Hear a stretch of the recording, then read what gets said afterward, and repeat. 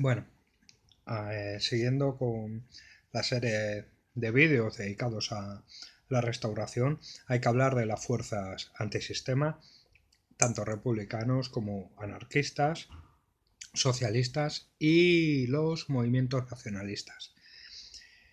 Empezando por los republicanos, los 2 años que duró la República, la Primera República, nacida como única salida posible ante el vacío legal dejado por el rey Amadeo I de Saboya, fueron una fuerte continua de agitaciones sociales, revueltas y presiones desde todos los bandos. Los 4 presidentes de la República tuvieron distintas visiones acerca del propio modo de conducir este periodo republicano. ¿Vale? El último presidente, Castelar, contó con plenos poderes para acabar con los levantamientos carlistas, la Tercera Guerra Carlista para unos, la Segunda Guerra Carlista para otros, y también con los movimientos cantonales, que fueron una fuente de preocupación tremenda y una fuente de desórdenes tremendos. El famoso cantón de Cartagena fue el último en caer, resistió durante mucho tiempo, unos 6 meses, y bueno, tuvo tintes épicos y demás. Castelar trató de formar 2 partidos republicanos, progresistas y conservadores, tratando de dar forma política y cabida a las distintas tendencias ideológicas dentro del sistema de la República. Cuba fue otro de los problemas importantes, otro de los escollos con los que se topó la República. Bien.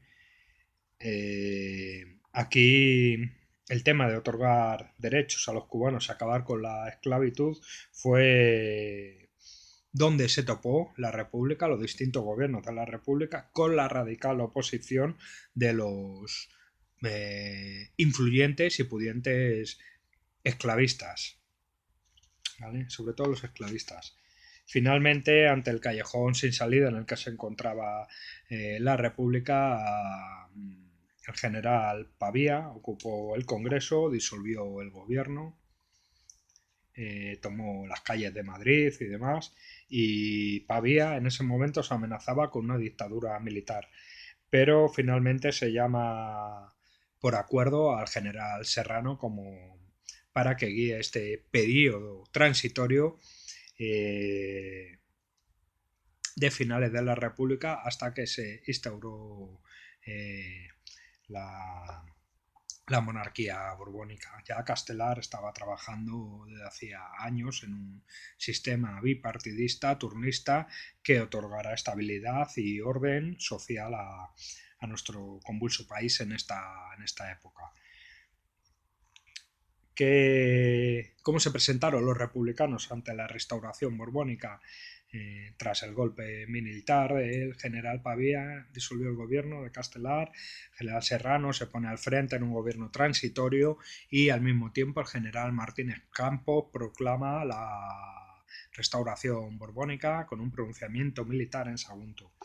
Y ante todo este follón, los republicanos se presentan divididos, federalistas, unionistas, en fin, distintas tendencias, agotados. Sagasta, por otro lado, se presenta como un político en alza, más preocupado por reprimir a los sectores a su izquierda que los alfonsinos, que ya estaban preparando la vuelta de Alfonso XII y de la dinastía borbónica al trono de España.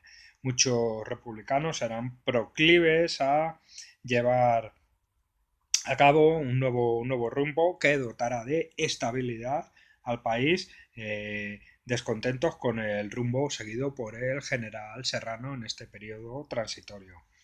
Tras la aprobación de la Constitución de 1876, a los partidos se los define como legales o ilegales. Por un lado, los partidos legales que se acercan al régimen, por otro lado, los partidos ilegales que no aceptan el régimen. Y también se asiste a la formación del Partido Liberal, aunando las distintas facciones, tendencias fusionistas, centristas, constitucionales, con Sagasta a la cabeza y demás. El Partido Federal está en franca descomposición, del que formaron parte Castelar, Pi Margal, Figueras. Los radicales de Zorrilla, a la izquierda del Partido Liberal, no tenían en este momento ninguna fuerza. Zorrilla estaba exiliado, estaba expulsado de España y no tenía capacidad de maniobra. Se firmaron las primeras leyes restrictivas del derecho a la asociación, que acentúan además la debilidad de los republicanos. Parte de los republicanos fueron obligados al exilio, desde donde trataban de refundarse, y solo Castelar y Castelar y algunos más llegaron a ser diputados sin partido. Bien, en España los primeros años de la Restauración fueron años en los que los republicanos estaban de forma clandestina, sin apoyos militares, y para embaucarse en una aventura revolucionaria, y trataban de imponer o de recomponerse, más que de imponer. No estaban en condiciones de imponer nada, sino de recomponerse en medio de un sistema restaurador de la restauración de Castelar, cada vez más asentado. Bien, en 1879 Castelar y Martos firman una coalición con Sagasta y sacan diputados, y de esta manera algunos relevantes republicanos empiezan a integrar en el sistema de la restauración. Martos promueve el Partido Progresista Demócrata, y lo que significa un regreso activo a la legalidad política de los republicanos de facto. Los más radicales, con Zorrilla fuera, empezaron a derivar hacia opciones obreras. Entre 1883 y 1886 se produjeron algunas sublevaciones republicanas que tenían un tinte más personalista y que arrastraban a amigos y algún seguidor, pero que no tuvo mayor relevancia. Bien, en cuanto a los carlistas, que también es otra de las fuerzas antisistema, a la derecha, la extrema derecha, por definirlos en términos actuales, se acogieron en 1888 finalmente a la ley de asociaciones y trataron también a su vez de incorporarse al sistema. Sus principios, que habían estado durante todo el siglo XIX defendiendo con las armas, rey tradicional, monarquía tradicional, catolicismo integrista y fueros para las provincias vascas, con las que trataban de llevarse a su terreno a esta vieja reivindicación. Las organizaciones obreras. En cuanto a ellas, hay que decir que la conflictividad social en ningún momento fue atajada por la política, más bien al contrario, fue cada vez más en aumento. En términos muy generales, hay que hablar de una estructura social del país formada por una amplia capa de población en unas condiciones míseras, con mucha injusticia y con unas altísimas tasas de analfabetismo. Cánovas no consiguió integrar a las distintas fuerzas sociales obreras que se empezaron a organizar en distintas corrientes políticas y sindicales ilegales en aquella época, y que empezaban a utilizar algunas de ellas, o algunos elementos dentro de algunas de ellas, la violencia subversiva como arma reivindicativa. En primer lugar, hay que hablar de movimiento anarquista en España, muy importante, un movimiento muy importante y muy asentado.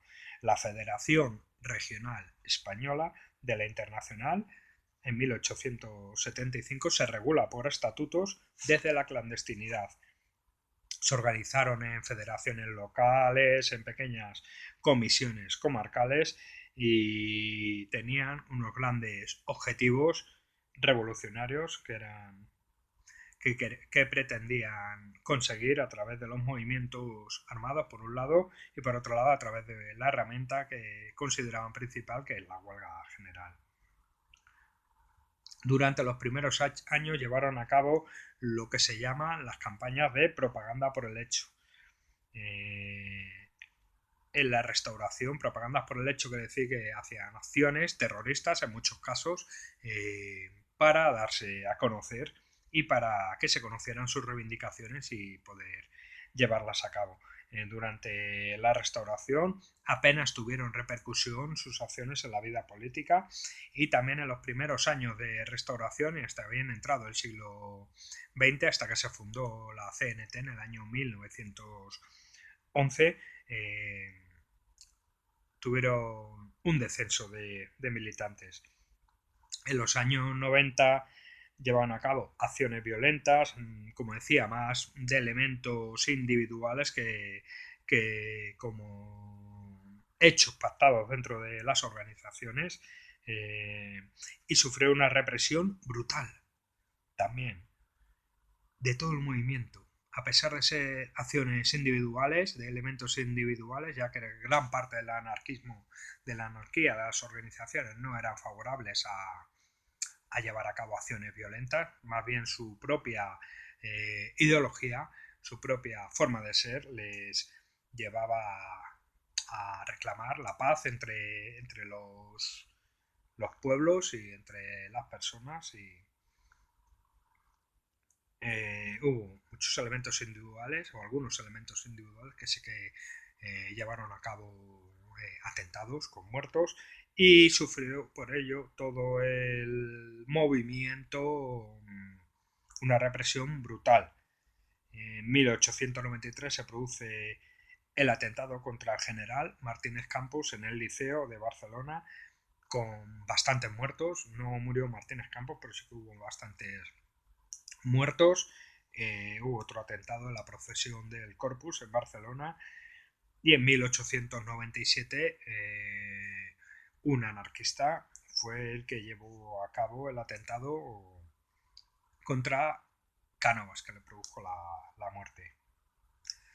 Sufrieron en muchos casos cabezas de turco, aparte del cierre de locales de publicaciones y demás, unos juicios durísimos y sin apenas garantías legales. En 1894 se llevó a cabo la primera ley antiterrorista en España, que a grandes rasgos pretendía que se cerraran por la mera sospecha de que se publicaban, o por a sabienda que se estaban haciendo en un local reuniones de miembros anarquistas y demás. Pues bueno, por el mero hecho de hacerlo se autorizaba el cierre de las mismas. Los años 90 del siglo XIX fueron unos años de aumento tanto de la violencia por un lado como de la dura represión por otro.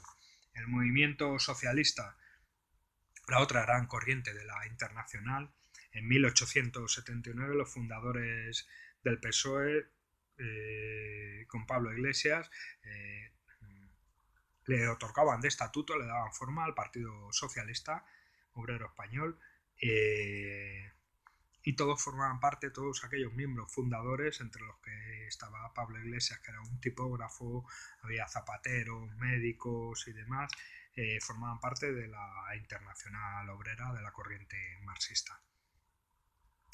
Sus objetivos: la abolición de las clases, la socialización de la propiedad y la ocupación del poder político por los trabajadores. Eso constaba en su programa fundacional.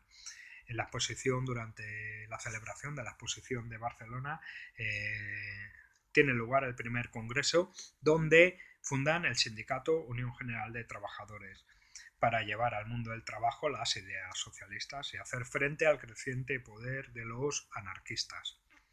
Bien, Pablo Iglesias es el secretario general de la comisión ejecutiva del partido.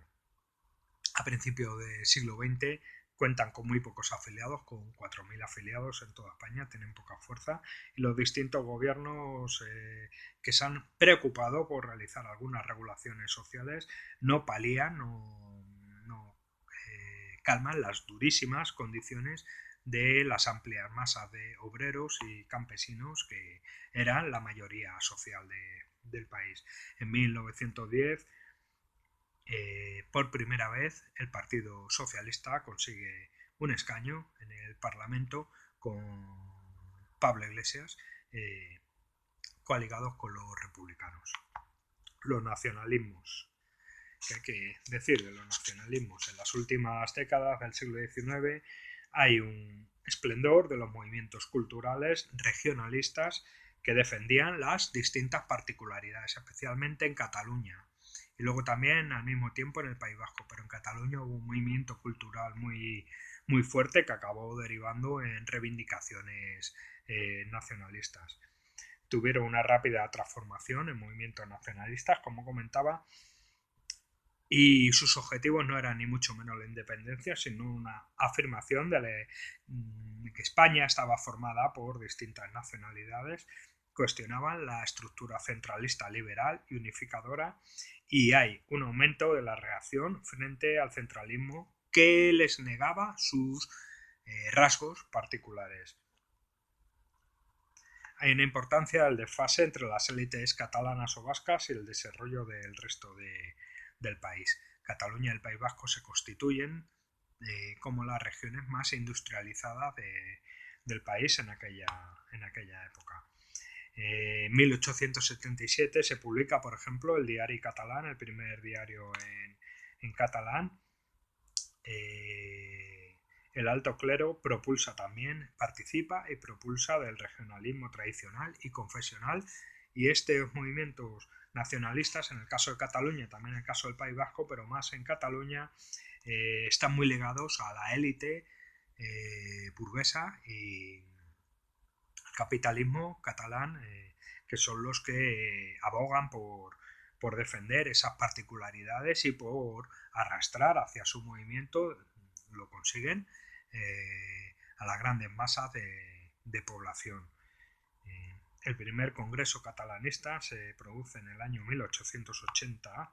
En 1885 hay una presentación al rey del Memorial de Greuges, parece que se pronuncia, y se produce una coalición entre las distintas instituciones catalanas, intereses morales, políticos, legales y económicos privativos de Cataluña son los que se defienden.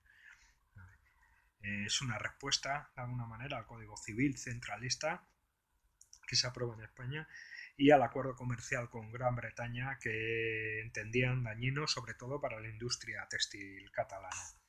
En 1887 se funda la Lliga de Cataluña, de tinte católico, muy conservadora, y lideradas en esa época por Prat de la Riba y Luis Domènech. En 1889 hay un despliegue de mítines por toda Cataluña de la Liga en defensa del derecho civil catalán, de la nación y de las Cortes Generales independientes que emanaban de la tradición medieval, en una defensa de las instituciones tradicionales.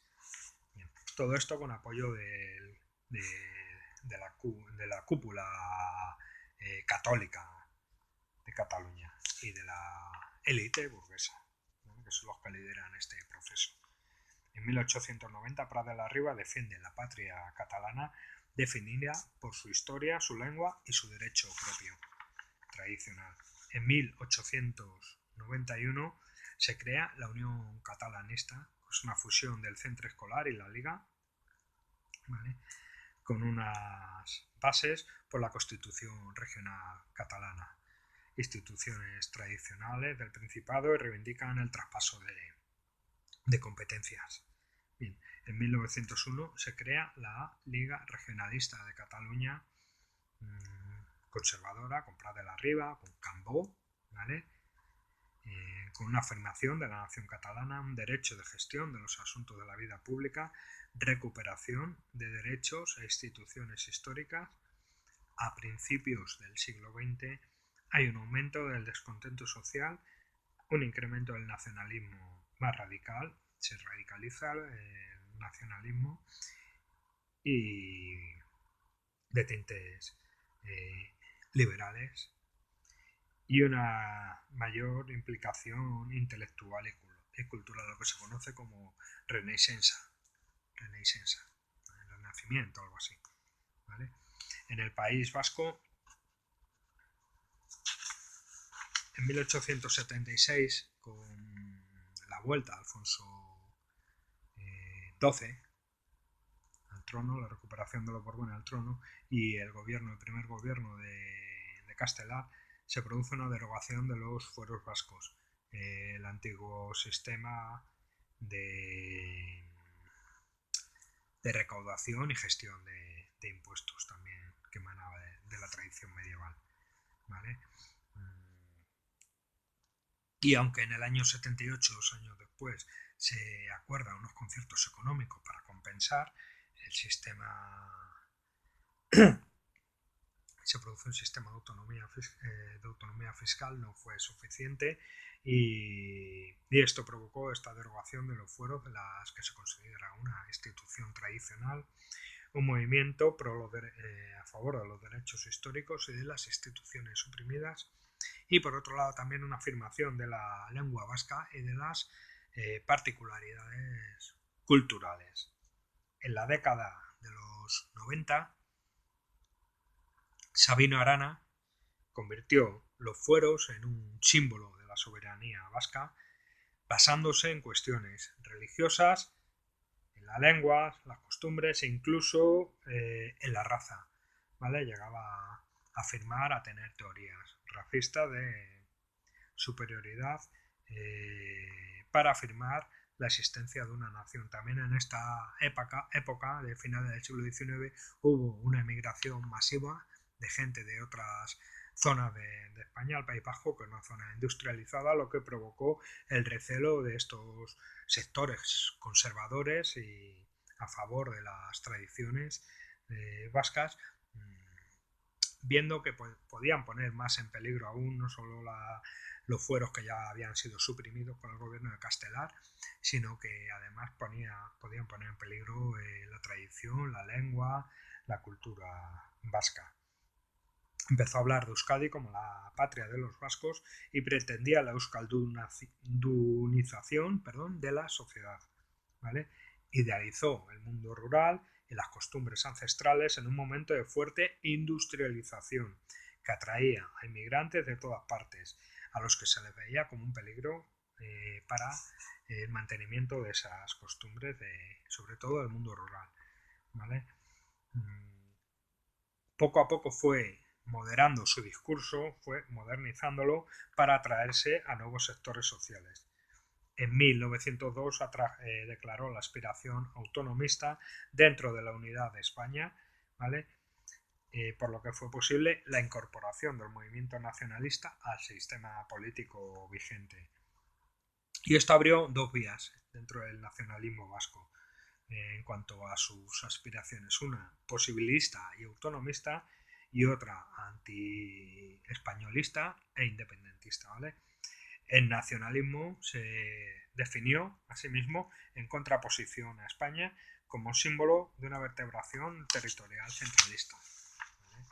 El peligro de una España centralista es lo que en definitiva articulaba el discurso y el movimiento nacionalista. En Galicia el movimiento nacionalista tiene unos tintes más culturales. A finales de los 80 aparecen publicaciones que afirman las peculiaridades del pueblo gallego y acabaron despertando una conciencia nacionalista, subrayando la necesidad de impulsar el desarrollo de las regiones más atrasadas de España en aquel momento, con unos destacados dirigentes como Alfredo Brañas, de tinte conservador, con un manifiesto de aspiraciones gallegas conservadores, Manuel Murguía, que es el patriarca del nacionalismo gallego liberal, ¿vale? Y Aureliano Pereira, que es un federalista. Y contaba con el apoyo de la pequeña burguesía y núcleos del campesino. En 1887 se lleva a cabo un proyecto de constitución del Estado galaico y la creación de la Asociación Regionalista Galega de Murguía, ¿vale? Gallego, el nacionalista gallego liberal. En el siglo XX, en 1920, se fundan las Hermandades de Fala, que es un primer partido político nacionalista, ¿no? Que arma más el movimiento nacionalista gallego. Hay otros movimientos nacionalistas con menos arraigo quizás, como el movimiento nacionalista valenciano, con varias tendencias independentistas de aquella época, ¿vale? Regionalistas, catalanistas, que también al hilo de las particularidades de la región valenciana. Y con esto termino este vídeo dedicado a los movimientos antisistema de la Restauración. Muchas gracias.